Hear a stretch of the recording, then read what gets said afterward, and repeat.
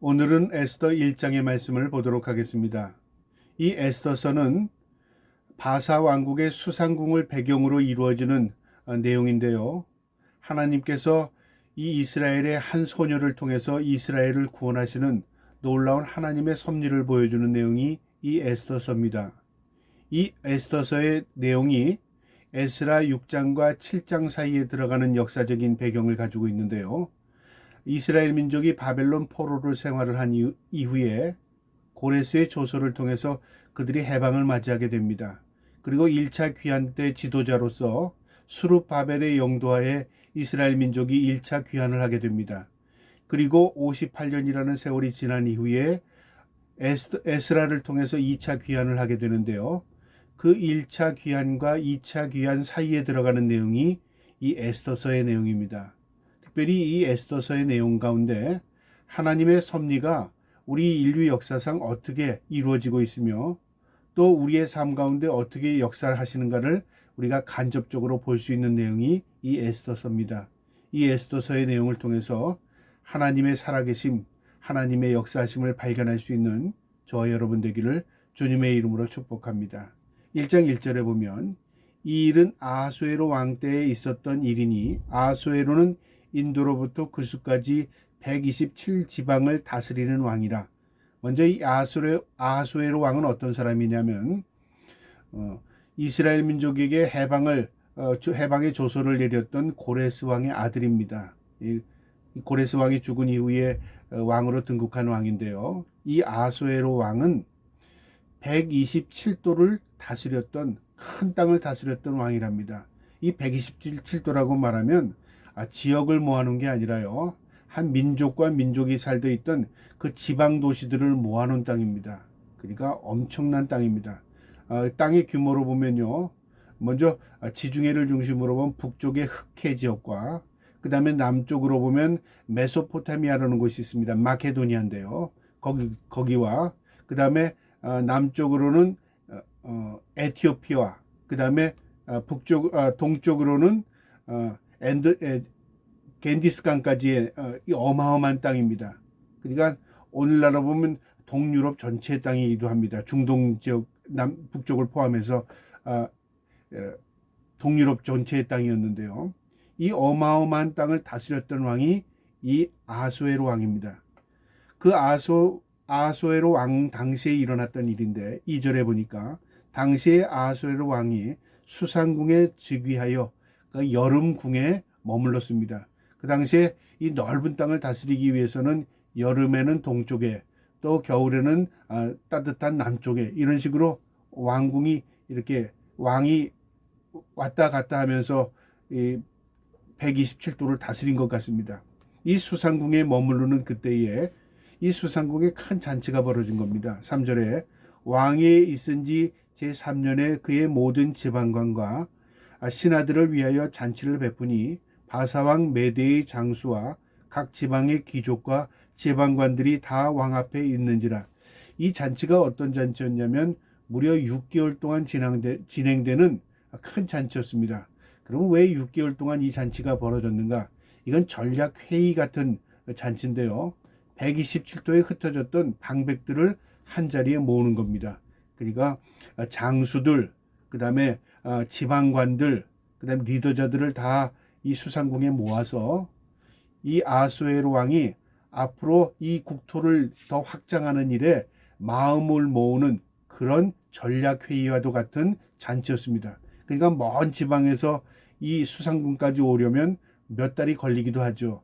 그러니까 그 사람들이 올 때까지 또 다른 지방에서 온 귀족들과 지방관들이 기다려서 함께 그곳에서 머리를 맞대고 전략회의하고 또 힘을 규합해서 국토를 확장하는 일에 또 힘을 모으는 그런 전략회의와도 같은 이 잔치였습니다. 이 잔치가 수상궁에서 이루어졌는데요. 4절에 왕이 여러 날 곧 180일 동안 6개월이죠. 그의 영화로운 나라의 부함과 위엄의 혁혁함을 나타내니라. 자신의 그 부귀영화를 보여주면서 그 자신의 그 번성함을 많은 귀족들에게 보이고 싶었던 겁니다. 5절에 이날이 지남에 왕이 또 도송수산에 있는 귀천간의 백성을 위하여 왕궁 후원들에서 7일 동안 잔치를 베풀세. 그러니까 귀족들만 위한 잔치가 아니라 백성들에게도 7일 동안 또 잔치를 벌려준 겁니다. 6절에 백색, 녹색, 청색 휘장을 자색 가는 배줄로 대리석 기둥을 은고리에 메고 금과 은으로 만들 걸상을 화반석, 백석, 운모석, 흑석을 깐 땅에 전설하고, 그러니까 호화로운 이 인테리어를 갖춘 겁니다.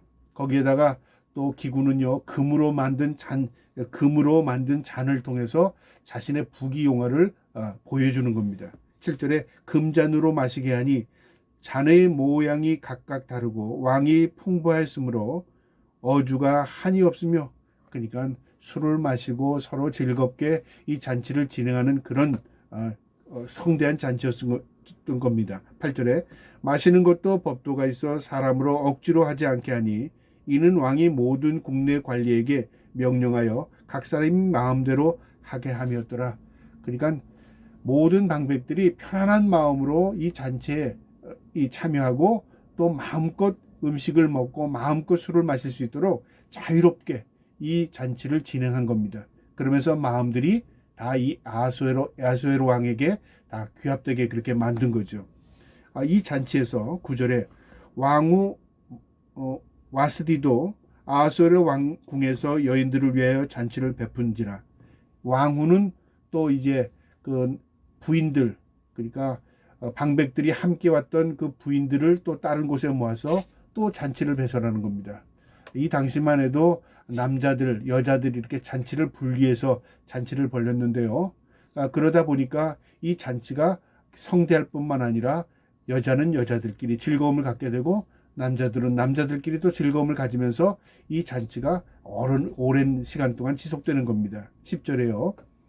제7일에 왕이 중을 일어나서, 그러니까 술을 먹는 자리에서 일어나서 어전 넷이 무후만과 비스다와 하르보나와 믹다와 아박다와 세달과 가르가스 7사람을 명령하여, 그러니까 자신의 부관들 옆에 있는 자신의 참모들에게 명령을 내린 겁니다. 무슨 명령을 내리냐면 자신의 아내였던 왕후를 이제 이곳으로 초청하는 거죠. 그러니까 따로 잔치를 하다가 이제 영이 물이 드니까, 이제 무르익으니까 자신의 왕후를 좀 자랑하고 싶은 겁니다. 미모를 좀 자랑하고 싶고 자신의 권력과 자신의 부귀영화를 자랑하고 싶어서요, 왕후를 갇혀 있게 하고 자신에게 부른 겁니다. 오라, 그렇게 한 거죠. 11절에 왕후 와시디를 청하여 왕후의 관을 정제하고 왕 앞으로 나오게 하여 그의 아리따움을 뭇 백성과 지방관들에게 보이게 하라 하니 이는 왕후의 용모가 보기에 좋음이라. 참으로 아름다운 여인이었던 것 같습니다. 그래서 자신을 드러내기 위해서 왕후를 불렀는데요, 이 왕후인 와스디가 그것을 거절한 겁니다. 12절에요. 그러나 왕후 와스디는 내시가 전한 왕명을 따르기를 싫어하니 왕이 진노하여 마음속에 불붙듯 하더라. 이 영흥의 자리에서 아내를 불렀는데 이 왕후가 오질 않은 거예요. 거절한 거예요. 그러니까 왕이 얼마나 자신의 면목이 없겠습니까? 부끄럽기도 하고 또 분하기도 하고 이런 마음이 든 겁니다. 그런데 이 모든 것들이 섭리 아래 있었다는 겁니다. 우리가 때로는 이해할 수 없는 일들이 이루어질 때 이게 뭔가 우리가 자꾸만 이해하려고 하잖아요. 그런데 우리가 이해할 수 없는 일 가운데 하나님이 역사하는 일들이 참 많습니다. 그것을 우리는 한마디로 섭리라 그렇게 말합니다. 오묘한 일, 우리가 이해하지 못하지만 하나님의 뜻과 섭리가 이루어지는 일들, 이런 일들이 세상 가운데 참으로 많습니다. 우리는 모든 좋은 일을 통해서 하나님이 역사할 것 같잖아요. 모두 우리가 이해되는 일을 통해서 하나님이 역사할 것 같지 않습니까? 그런데 그렇지 않습니다. 때로는요, 우리에게 불행이라고 생각하는 것도 역사가 이루어질 때가 있고요. 우리는 모든 것들을 이제 포기할 때 하나님의 역사가 일어나기도 합니다. 그러니까 우리의 관점이 아니라 하나님의 관점에서 하나님께서 이루어는 것들을 우리는 섭리라고 말합니다. 이처럼 왕의 마음에 분노가 일어나게 하는 것도 하나님이 그것을 사용하신다 그 말이죠. 13절에요. 왕이 사례를 아는 현자들에게 묻되 왕이 규례와 법도를 아는 자들에게 묻는 전례가 있은지라. 자신의 옆에 있던 이 현자들, 그러니까 법을 다루거나 지혜로운 자들이나 그 다음에 책사들을 의미하죠. 이들에게 이거 어떻게 하면 좋지? 그걸 물은 겁니다. 자, 그런데 이들도 왕의 눈치를 살필 필요가 있죠. 자신이 머리가 좋다고 자신이 전략가라고 해서 왕에게 섣불리 말했다가는 자신의 목이 달아납니다. 그러니까 이 현자들도 왕의 눈치를 볼 수밖에 없는 직위입니다. 자, 그런데 14절에 그때 왕에게 가까이 하여 왕의 기색을 살피며 나라 첫 자리에 앉은 자는 바사와 메대의 일곱 지방관 곧 가르스나와 세달과 아드마다와 다시스와 메레스와 마르스나와 무무간이라. 그러니까 이 일곱 사람은 왕의 측근일 뿐만 아니라 왕의 눈치를 잘 살피는 사람들이었습니다. 그러니까 왕이 이들에게 조언을 구한 거죠.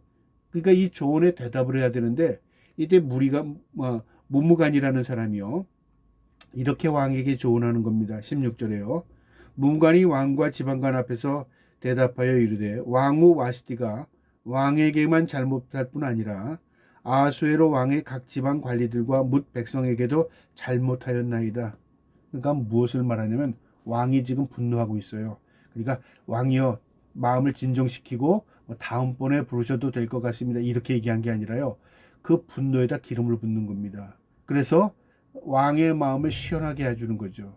우리는 때로는 옳은 얘기, 그런 얘기보다는 그 사람이 좋아하는 얘기를 해줄 때가 참 많습니다. 그래서 그 사람에게 좋은 얘기, 그 사람이 원하는 얘기를 해서 내가 당신 편입니다. 라는 표현을 하려고 하는 거죠. 그게 나중에는 자기에게 해가 되는지도 모르고요. 그러니까 옳은 얘기라는 것은요, 그 사람이 듣기 좋은 얘기를 해주는 게 아니라 올바른 분별력을 할 수 있도록 도와주는 게 옳은 얘기입니다. 이 무무간이라는 사람이 왕에게 조언을 하는 게 옳은 얘기 같지만 옳은 얘기가 아니라요. 오히려 아수에로 왕에게 기름을 붓는 일을 한 겁니다.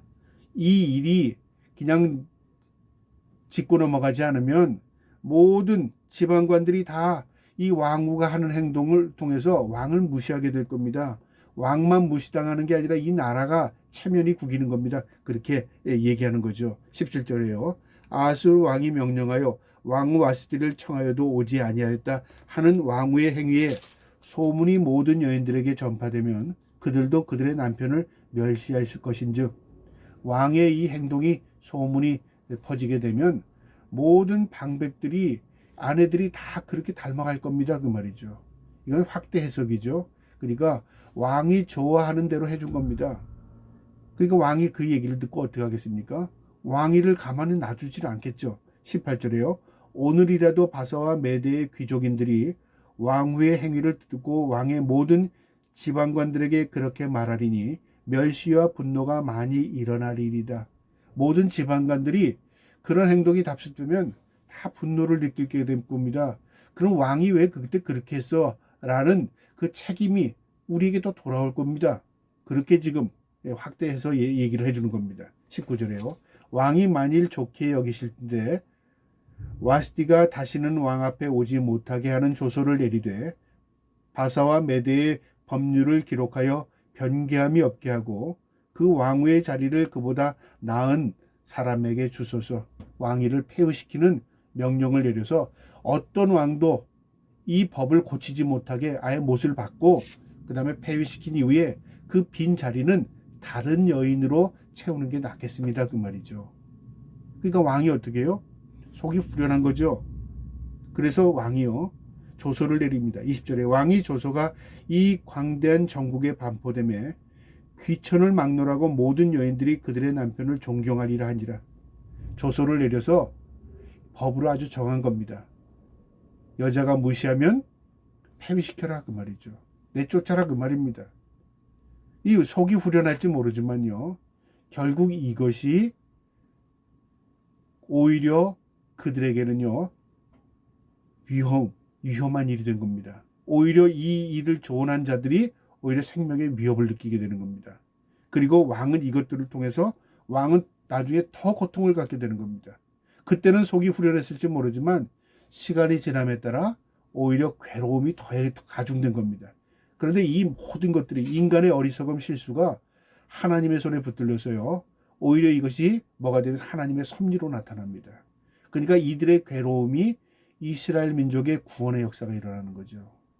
이처럼 하나님은 모든 것들을 빚어서 선으로 만드실 수 있는 분입니다. 그래서 성경 말씀에 모든 일이 합력하여 선을 이룬다는 말이 뭐냐면요, 우리의 부족함, 우리의 연약함, 심지어는 우리의 실수까지도 내가 하나님의 손에 붙들리면 그것이 전화위복으로 나타날 수 있다는 것입니다. 그래서 우리가 하나님을 믿는다는 건 이해가 되니까 믿고 내가 가능성이 있어서 믿는 건 믿음이 아닙니다. 무엇을 믿냐면 신실하신 그 하나님의 절대권, 그분의 능력을 믿는 겁니다. 그분의 능력이 광대하심, 전지전능하심을 믿는 거죠.